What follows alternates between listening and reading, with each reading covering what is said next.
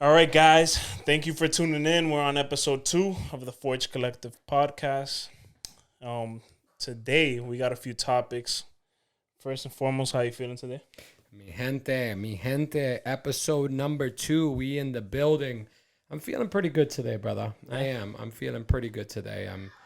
I feel fresh. I got up nice and early, did my morning routine, got to the gym, did some yoga, got my afternoon bike ride in. Let's go. We're doing the work today. Yeah, it's awesome. I didn't get any workout in, so kind of slacking, but whatever. We need to talk about that. we're gonna talk about that. I'm gonna have to do night. I think I'm gonna go to the gym later today because I Gotcha. couldn't even sleep yesterday, and for whatever reason, went to bed at 2:30. Here's the thing. And I wasn't even on my phone. Bro, I think it's what happens is like I debated between going to the gym or doing I had a scheduled workout, but I wanted to do a double this morning, today. And then I saved the scheduled workout for the afternoon. Bro, you might as well just betray yourself. You just might as well. If you don't get up in the morning, and I'm not saying you got to get up super early, but if you don't knock that bad boy out first thing in the morning, you're just dreading it the rest of the day. Yeah. And even if you're passionate about it, at the end of the day, it's still another task on your brain that you're like, man, I got to get this done. Yeah, I got to do probably the early wake up too. We'll see. Yeah. I mean, I think, bro, I think myself too. We are in the midst of some major drastic changes in life, and we are in an evolutionary stage. And that is going to keep you up late at night sometimes, and that's okay. Yeah, that's par for the course. for sure. So that actually is a perfect segue. The first topic I had for today, I wanted to talk to you about what's your opinion. The thing, kind of to before I go into that, one thing I like about what we have going on is that I get to have the mentorship experience live. So I get to show that to the people. They probably can benefit from that. A lot of viewers may be around my age range, so they get to get your experience from it, which is cool. But that's where I wanted to transition. Yesterday, I felt like I was doing my reading and meditation, stuff like that. And sometimes, especially ever since I moved, I felt like it's pointless right now. You know what I mean? Okay. Like those habits are what got me in a better mind frame and stuff like that. And I know that. Mm-hmm. But sometimes I feel like this isn't really moving the needle. Okay. You know what I mean? Yeah. So what's your thought process on that? And I kind of know the answer, but bro, you're not alone in that. I mean, and I respect the fact that you're kind of heeding to me for the purposes of maybe me having a few more years and wisdom and experience and things to that effect. But no, I mean, we all do that. We all, I mean, subconsciously, one way or another, the minute that we get the basics under control, we're like, well, what's the point of the basics? Let's go to creativity. Let's create some miracles, right? Yeah. Let's do something instead of continuing to play small ball. And I don't mean small ball in the sense of not shooting for the stars, but instead of handling the basics, the fundamentals, we immediately are like, well, I need to knock it out of the park. And I do the same thing sometimes too. I'll get away from my daily habits that I know that have gotten me to where I'm at this point. And I've given myself the grace to know that that's going to happen all the time, and it's going to happen throughout the year. But you always got to get back to the basics, even when it doesn't seem like it makes sense. Yeah. You got to get back to them because that's what keeps you sharp. At the end of the day, it's like if you can't put yourself through. Every day you get up, you brush your teeth, right? You don't brush your teeth when you feel like it. You do it every single day, right? Mm-hmm. Well, it's the same thing. You've got to do the things that are required of you to keep yourself even keel. And so, no, I understand. I'm with you though. I get it. I think it's definitely been ever since the move because I have things working in the background. There's things that I have to accomplish. I feel like I have to accomplish at least. So every time I'm just sitting there reading a book, I feel like I could be doing some outreach or I could be working on some content at least to post. You know what I mean? I feel like that there's things that are more important than just sitting there and reading. Let's say because it's sometimes I feel like I'm reading this book and what am I really gaining from it? You know? Listen, I don't disagree with you that there's a point in time in life that you have to take action versus constantly learning, right? Yeah. I'm guilty of that as well. It's so easy for us when we're trying to do big things that we're just like, well, the more books I read, the more I study, the more I do this, then things are just going to happen. Sadly, that's not true. You're going to sharpen the sword and you're going to be more intellectual and you're going to see more opportunities, but without action, it's really not going to do anything, right? Yeah, 100%. That being said, what is interfering that's causing you to not want to do those basic things is the belief that those basic day-to-day things are not action.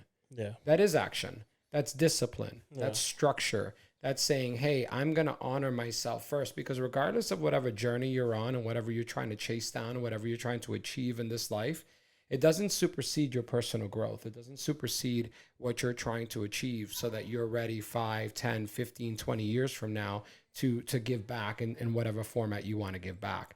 So you got to honor yourself by continuing those habits, right? Yeah. It's like opening the door for your girl or being a good man and saying, I love you. You don't stop doing it just because she knows you love her. Yeah. You just keep doing it because you know it's the right thing to do and it's what's going to keep everything the way it's supposed to be. And then you can build on that. For sure. That makes sense? Yeah, no. And it's something that I kind of knew the answer to, Okay. but I'm just like, I guess subconsciously I was like I was looking for the answer of like, oh, sometimes it's okay to put it to the side and do the most important, thing. But at the end of the day, like even now I came to the reality, like I have enough time. You know what I mean? Like, why can't I do the outreach and the content and the reading and the meditation? You know what I mean? Like, why can't I do it all? Because it's not like I'm that short on time or I have other things taking up all my time, especially now where I don't have so much on my plate as I did when I was back home. Yeah, and maybe it's a mindset shift. It's not that you have enough time; it's that you have to make the time. Yeah, Your mindset, your mental well-being, your personal development, your physical well-being, your spiritual well-being, your family well-being. That shit's all priority, brother. Yeah, that's all priority, because what's it matter if you go rock it out of the park on business and all that shit falls apart because you started looking at the shiny light. So it's important to come from that place of doing the daily tasks, the way you feed your body, the way you feed your mind.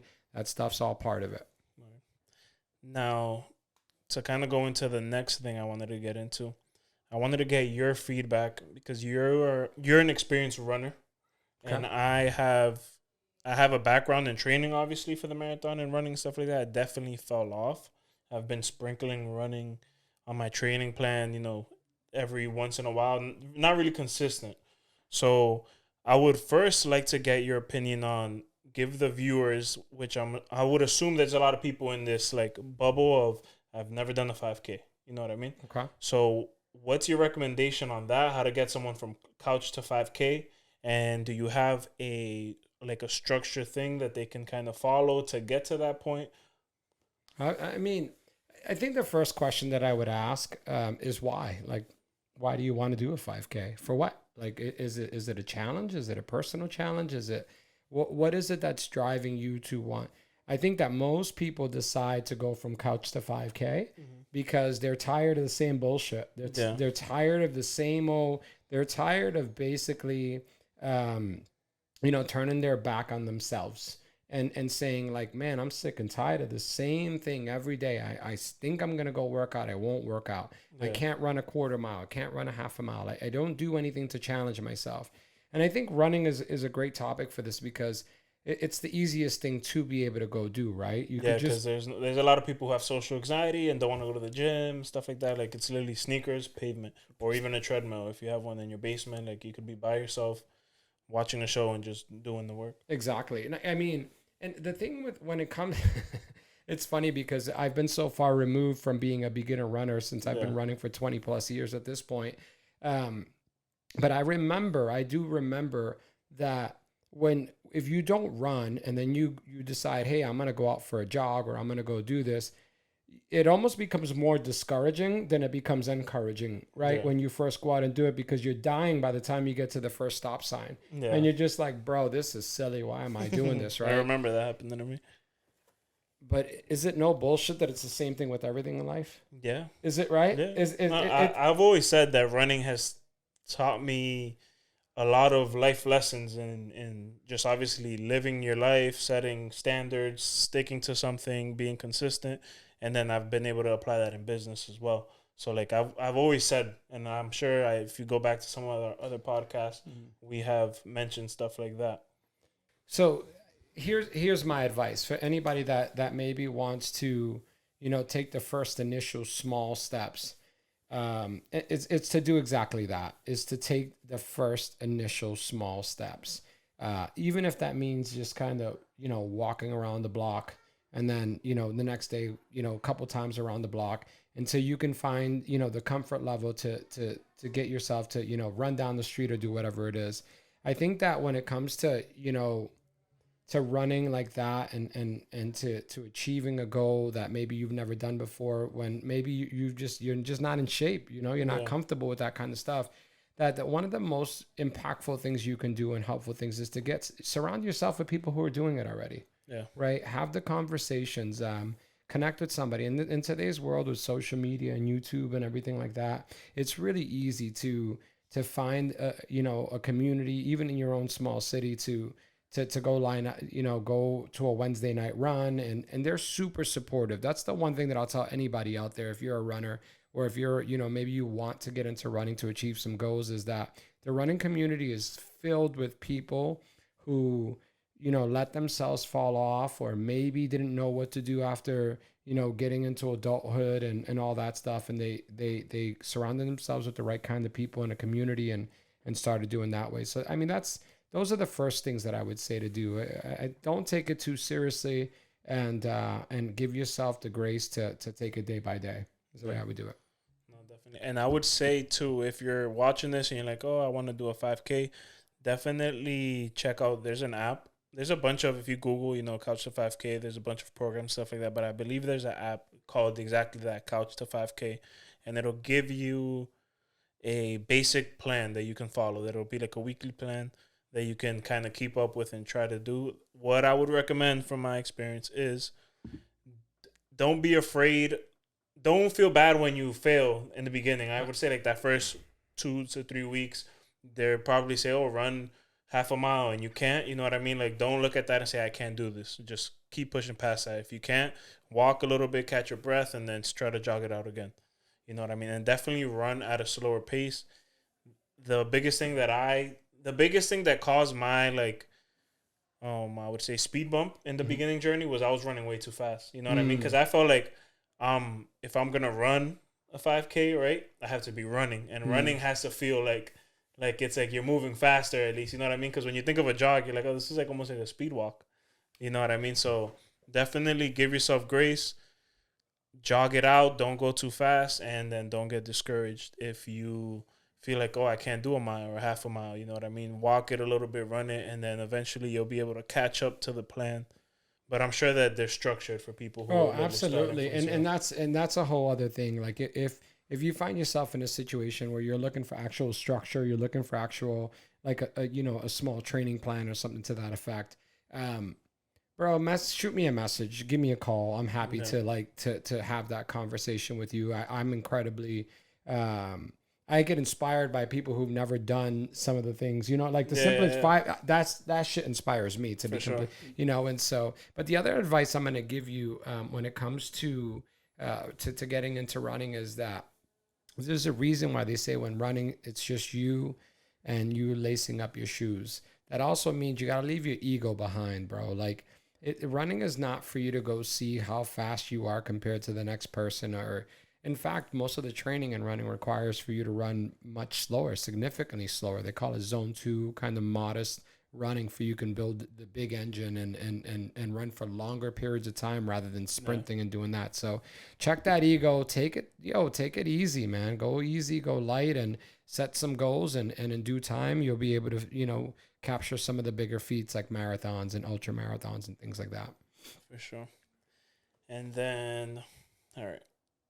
What was the next thing? You remember what we had on the list? Yeah, I mean, we've had a conversation. I mean, when we do this podcast, we want to try to do kind of real life shit, stuff that we're kind of in the moment, going through in the moment, and or whatever, kind of feedback we get or questions that we have. But I know you were talking to me, I think it was yesterday, we were talking a little bit about kind of the effects of imposter syndrome and what kind of what kind of impact that has and all that stuff. So I think that's what you had mentioned to me. Yeah. So I want to get your opinion, because for me, I'll kind of go based on like my experience. I have moments, and it's weird because I feel like it's a roller coaster ride, because there's moments where I'm doing things when I'm in the work and I'm in that flow state and I put a project out or something like that. I'm creating content. I'm like, damn, I'm the man. Like, I'm good. Like, my work is fire.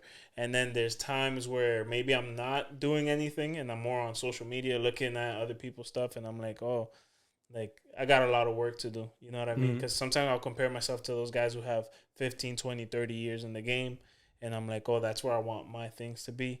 And you know what I mean? So it's like, what's your experience with that? And how have you overcome that?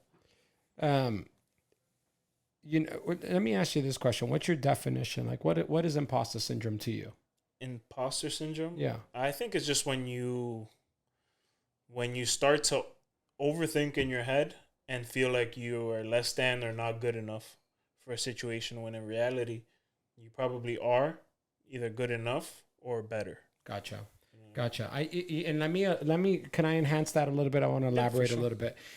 For me personally, and what I ended up discovering that in part the definition of imposter syndrome is that you minimize and cannot accept that the results of the work that you do, or the accomplishments that you have, the feats that you're able to accomplish, were not rightfully deserved or earned by you, because there's no way that you're good enough to do that. That's a major part of what imposter syndrome is.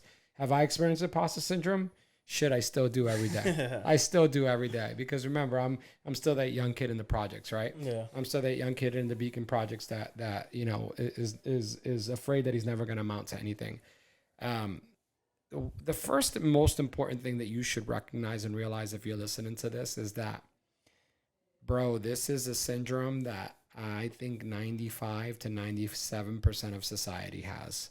Everybody deals with this, real talk. At least in my experience, the people that I've encountered, and I'm not gonna source anyone, and I'm not a doctor or anything like that, but whether it's triathlon, whether it's on the basketball court, whether it's in business, whether it's in family, everyone seems to have the same similar feeling that they got lucky, that what they're doing, that they're gonna get found out, that the net is going to come out from underneath them, and that the whole world's going to find out they're not good enough. Like, it's mind-blowing how this works.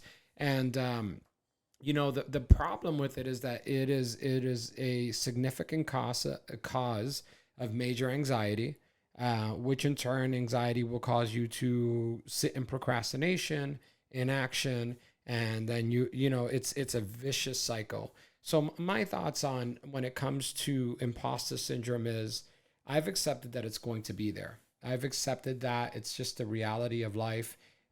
Whether you allow it to rule your world is totally up to you.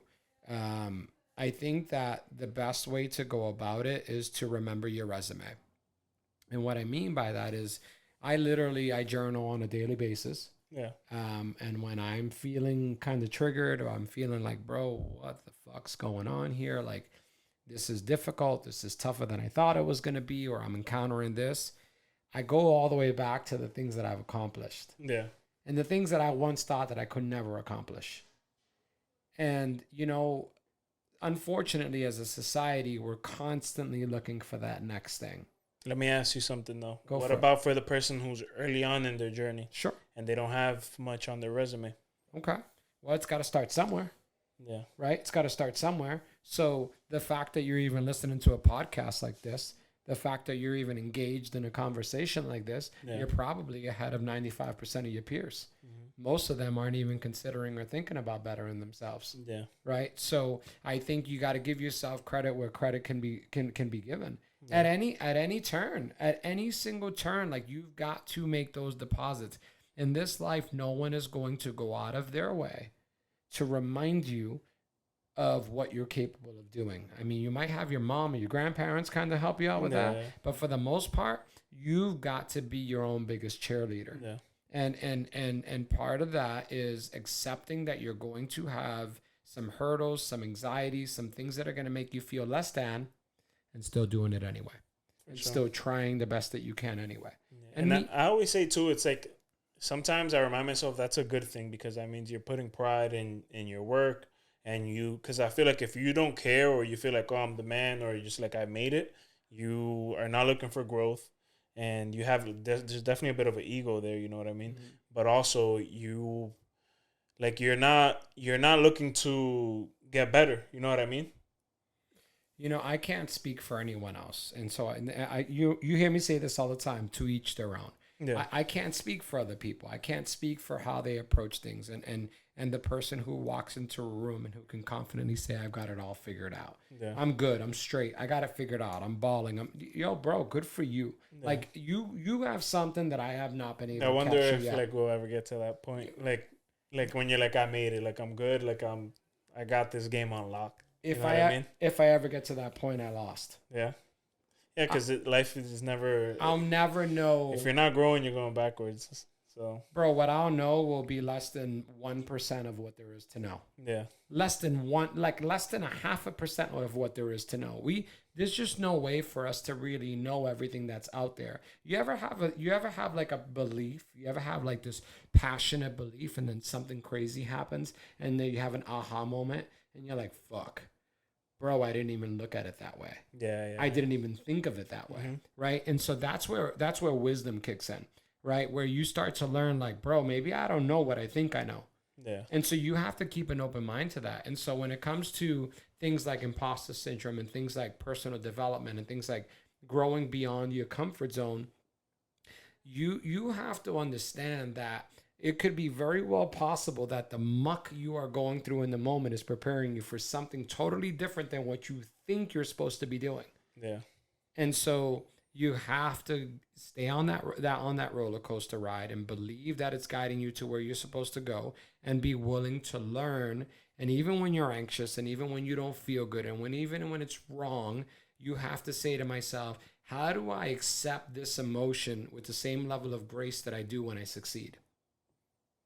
Got it, yeah. That's true humility. That's true humbleness. Yeah, for sure. And then roll with that. Did that help answer your question? Or? Yeah, definitely.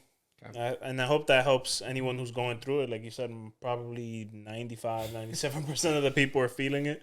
So hopefully they got something from it, and it's like a reminder, you know what I mean? Like, you're not in it alone, and just get through it fast and keep rolling. Yeah, and I mean, and I'll use examples. Imposter syndrome is gonna the person who knows they got a great business idea, but it's not gonna take it because they don't think they're the ones that can bring it across. Yeah. The guy who knows that they can. Sorry to cut you off, but I don't think that is a imposter. Like, that could be classified under, but there's so much that comes into play, because I've been on that receiving end, and sometimes it doesn't feel like it's not that I'm not good enough. Sometimes it's like fear of failure. Sometimes it's I feel like I don't know enough yet. Sometimes I feel like, oh, that's oversaturated. You know what I mean? Or how am I going to make a difference in the market when there's so many people doing that? There's so much that comes into play for when someone's like, I have an idea, but how do I get it out? You know what I mean? No, for sure. And I agree with you to a certain degree. The flip side of that is that you're minimizing the fact that you're the person that has the idea. Yeah. That you're the person that has the passion, that wants it. And you're still self-doubting, well, why do I have this special skill? Yeah. Why am I the one that's capable of bringing this to the marketplace? Yeah. Right? We all have our special skills. And when it comes to, imposter syndrome, it's just simply, it makes people just have this belief that, why me? Like, why me? There's millions of people out there. Why not someone else? For sure. Now, let me ask you about, I don't know, I feel like this is something I go through still to this day, definitely when I was younger, but what is your take on when you have, I feel like I have a lot of talents, right? I can draw, I can do videos, I can do pictures, and I can take it so many different ways, you know what I mean? I'm good with people, I can probably go the sales route and stuff like that. How do you know what am I supposed to be doing when you feel like you have a lot of talents, or like a lot of different abilities, you know what I mean, business opportunities, whatever? I feel like that drives me crazy, and even to this day I still go through it, because there's times where I told myself definitely at the end of this year, but even last year, I told myself like I'm gonna take the content and the videography, photography thing more serious. Like let me give it a 5 year, run at least. You know what I mean, and see where I'm at, and then analyze if like maybe I got to pivot or whatever. Because sometimes I feel like, oh, this isn't this isn't like a this is a young man's game. Sometimes I feel like that. You know what I mean, and it kind of is because every day the guys who are picking up the camera are getting younger, more talented, and stuff like that. But eventually, you build a business, and then you have them working for you, stuff like that. But I feel like it's not that like that big like successful, you know what I mean, venture. Like that's not what's gonna get me the $5 million home. Maybe I don't know. But you can because we're living in a crazy world where like you got people like Casey Neistat and stuff like that who are building content for themselves and became a public figure. So I definitely know that that's a route, but sometimes I think like, oh, the media stuff is it, you know what I mean, the way to go, or should I be doing something in sales? Should I be doing real estate? You know what I mean? Well, I mean, speaking on your young man's game thing there, didn't like Walt Disney not get going till he was like 50 or some shit like that? Yeah, probably. Right? You have like, a lot of people who, yeah, like, yeah. There's definitely a lot of case studies like that. Here's the thing, and that's we're gonna go back to the comparison crisis, brother. Like because I'm only frustrated with one human being and one human being only on this planet, and that's me. Yeah. That's my inability at times to take action when I know I could take action. Action solves all problems. Yeah. It just does. It solves all problems. In the business that I'm in, amongst families, in whatever business you can think of, the man who takes the most amount of actions learns the quickest and also has the most opportunities to be able to really mature his talents, to really be where man or woman actually to mature their talents. So ultimately, it boils down to actions. I think that we spend a lot of time in comparison because we're nervous about doing something that's going to make us look bad or make us look silly or make us look. We all have to. What's the saying? We all have to be the fool before we could become the maestro, right? Yeah. So we have this thing now, especially with today's world, that it's constant comparison and things to that effect. So let me get back to your question at hand, though. How do you know which talents to pursue? How do you know how to really go after something, especially when it feels like it might be, watered down in the market or whatever the case is? You got to follow your heart. You got to be passionate about what you're doing. Yeah. If you're not passionate about what you're doing, it's going to you're not going to take it all the way to the house. Yeah. You're not going to take the necessary action that it's going to require, and it's going to slow you down. So, yeah, you are a creative ass dude for sure. Yeah. I think my biggest issue a lot of times is that I let my I would say even my need for money, like to put myself in a more stable situation and in a better place. Sometimes that takes the lead, and then it kind of blocks that passion and that love for the act of doing it. You know what I mean? Mm-hmm. So I'm like, okay, I start enjoying it, things start rolling, and I'm like, okay, but I need this isn't covering all the bills. I can't do this full time yet, let's say. And then I start self-sabotaging and like, oh, maybe this isn't it. And then I have that shiny, it's like a wormhole, mm-hmm. because then I start having shiny object syndrome, and then I start seeing other people on different platforms doing this. Oh, he's drop shipping and he's making millions. Oh, he's doing Amazon FBA. He's trading. He's doing marketing. You know what I mean? Like, and it's like, then I start going through that wormhole, and then I'm like, oh, am I doing the right thing? You know what I mean? So it's like, it's definitely always, I feel like I get blinded by the pursuit of money. You know what I mean? I think that's what causes that rabbit hole and that cycle. Yeah, and I don't think that you're alone in that.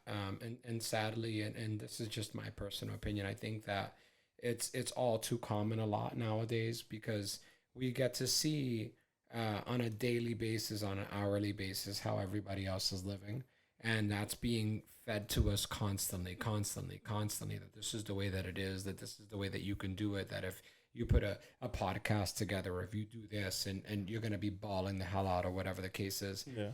That's, I don't know, man. I think to each their own. If that's the way that it worked for you, kudos to you. But ultimately, for me, in my opinion, is you have to have a personal belief and a why. Like, what is your why? What is the objective of what you're trying to achieve? So, some people say it's their family or whatever the case is.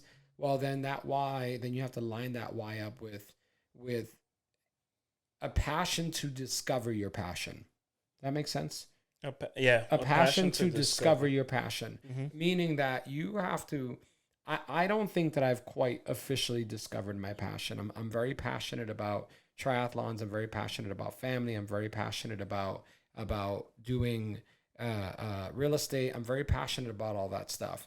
But I've got this sort of twinge in my ear constantly saying, "Bro, you were put on this world. You were put on this planet to inspire people. Yeah. You were put on this planet to reach out, to teach one, to help other people." So I've stopped denying that to myself. And so now when I'm reading constantly in the mornings and doing the work that I'm doing and doing this podcast, it's because I feel like this is taking me somewhere. Yeah. This is a direction in which I'm supposed to be and destined to head. Right. So Yeah. it starts with that. Even when I didn't think there's no way that I'm going to inspire people. There's no way that one day I might write a book. There's no way that one day I might be able to speak in front of 10, 15, 20,000 people. I'm 44 years old, brother. Yeah. I still have passion. Yeah. And I'm still going to keep doing the small little things to hopefully one day get me there if that's something that I really want to do. So you said you've is this recent that you found that passion to like inspire people, or you think you've always had that first and foremost? That's the I'd like to I would love to do a panel and ask like my brothers and the dudes that I grew up with. Like, yeah. because here's the thing. I mean, these dudes used to call me like Brother Charles, Malcolm X, Professor Charles. Like they had all these messed up names for me, right? Yeah. That's in addition to like big head and heavy head and shit like that, right? But no, they would always. So, bro, since I was young, I would constantly be. I always knew there was something more. I always knew that we could be better. I always knew that I could be better. I always wanted more. I always wanted to be better. And so, I mean, I'm sure since the day you met me that you're like, bro, that dude, he talks a lot. Like he, Yeah. you know. I mean, I was like I don't know if I told you, but I was like warned. Now I would say warned or like explained. Mm-hmm. They kind of explained to me who you were and Yeah. how you were before meeting you. So I kind of like got their interpretation, which wasn't bad. It was just like, oh, you'd like him because he's very like he talks about success and he like coaches and stuff like that. So they were like, they told me a little bit about that, and I feel like I don't know if they didn't. It was Kirsten who told me. Obviously, Yeah. she didn't say it in a bad way, but not in a good way either. Gotcha. It was like just so you know, It's what a, I it's, mean? it's a nervous energy. Yeah, It's a I don't nervous know, energy. probably. It's always been a nervous energy for people because I'm not shy to say what I feel.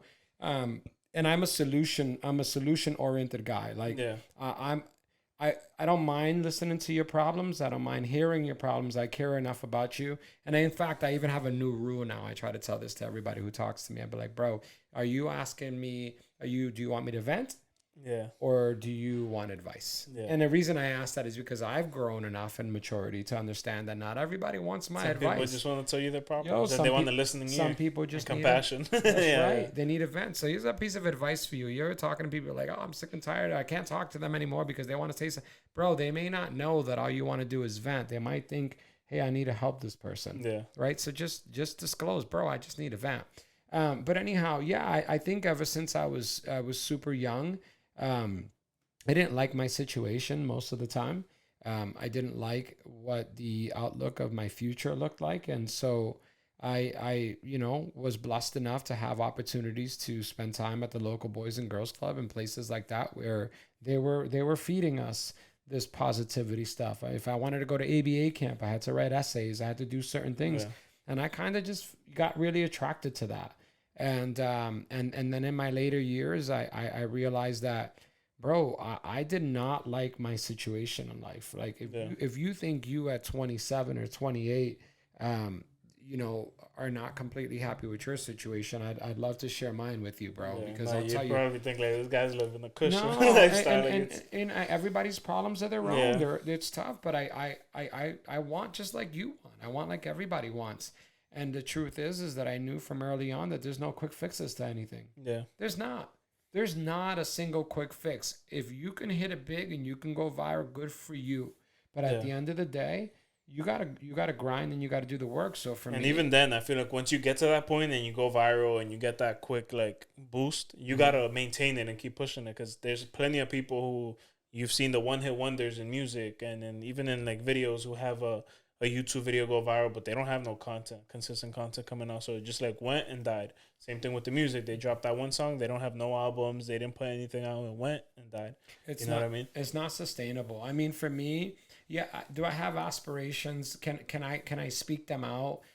I probably haven't thought that far ahead with them, but I'm literally living those aspirations. Being on this podcast with you right now is living those aspirations because I knew early on that the biggest impact that I could have in my life, it wasn't going to be directly my family in the moment. It was going to be my nieces. It was going to be my nephews. It was going to be our kids. Yeah. And I even knew that even when I was popping off to them and letting them know what I felt, that even when it looked like they weren't listening, they were listening. Yeah. And so that I think that I've begun the process of leaving a legacy of positivity, of being of courage, of letting people know that you can go do big things. And so yeah, I mean, I think sky's the limit with that.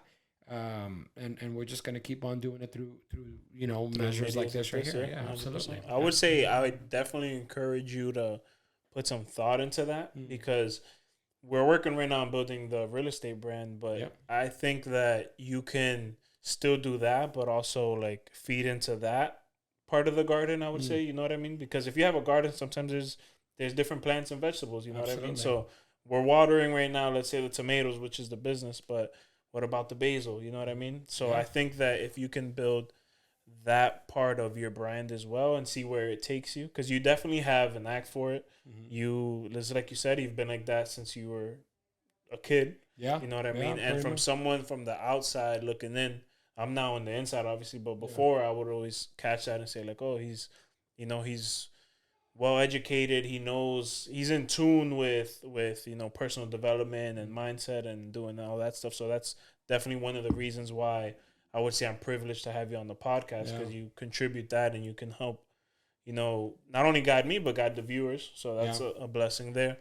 But definitely look into putting some thought into it to see where you can take it and see kind of like the examples of the modern day people doing it and see how you can kind of water that flower and put it into a certain path that'll maybe, be a career change for you. There you go. No, listen, I appreciate it. And for those of you who send me those DMs, those little conversations that we have via social media, of what, some of the things that I say in my post or on my videos, that you're thankful for those. And I really appreciate that, because it's not always easy being courageous to put yourself out there. It's not always easy being courageous to show your vulnerability. And I do it because it's simply who I am. Now, that being said, when you have this level of empathy and connection with your emotion, sometimes it can take a toll on you too. You know what I mean? And you have to be careful. And right now, while I'm in the middle of a significant life drastic change, I've been very careful to hone that down and protect it, so that I don't ever put out bad vibes either. Yeah. Because that's a big priority for me, is that I'm never going to make pretend, bro, but I ain't bringing no bad vibes into this world, man. I keep that shit under my roof if it exists at all. And we work through it as a family. So. No, for sure. Yeah. But yeah, I think that's all we got for today. Let's go. I would say too, if you saw episode 1, you saw we had a technical issue. The camera cut out. So we're working, guys. It's a work in progress. And like we said before, we would definitely love for you guys to like, share, subscribe. But more importantly, I think I would love like the feedback is what I want. Comments. I want to engage with people more than anything. So like if you are watching this, let us know how it was. Give us a comment on something you would want us to talk about. Especially if you know us and you're watching this, like you probably have a little bit more of a backstory that you would want to know. So there's something we can share on the podcast that can maybe benefit other people. Obviously, as we keep going along, we'll dive deeper into our stories and stuff like that. See if we can get a tear jerk out of you, maybe. That's right. Well, I mean, I can start off in the comment section myself. Like maybe Caesar should take off that Yankees hat. Never. All right. But yeah, man. So that's pretty much it, guys. We appreciate you watching. Like I said, give us a comment, give us some feedback, and thank you guys for sticking around. Peace out.